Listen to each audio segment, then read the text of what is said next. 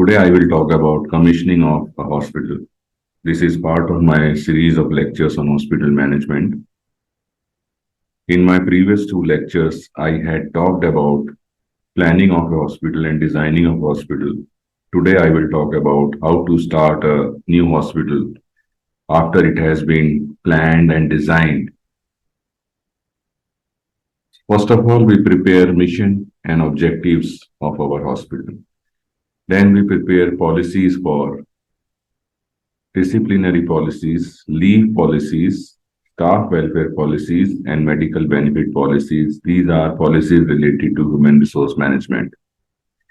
Then we prepare organization chart and we decide on salary structure. Then we do recruitment and selection of staff, followed by training and development of staff. I have general lectures on human resource management on my channel. Then we need to arrange about electrical inspection certificate, lift inspection certificate, fire safety certificate, and structural safety certificates. These we obtain from the respective authorities. Then we procure the equipments and we do insurance of building and equipments. Then we prepare disaster plan and marketing plan. We arrange for ambulance services and we obtain registration for hospital, separate registration for ultrasound facility and genetic laboratory. These are required as per the law of the land.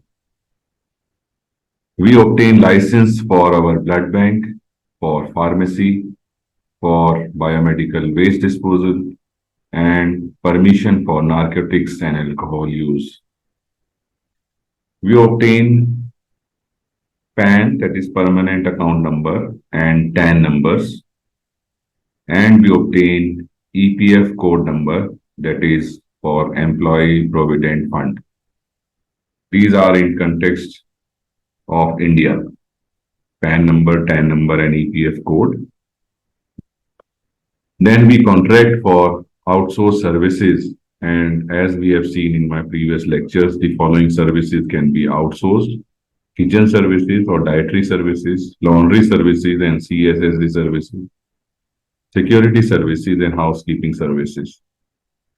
We also identify the vendors for consumables for laboratory, that is clinical laboratory and radiology department. And for radiology, we also procure the TLD badges for exposure to radiation measurement. So these are some of the things we need to consider while starting a new hospital. Thank you very much.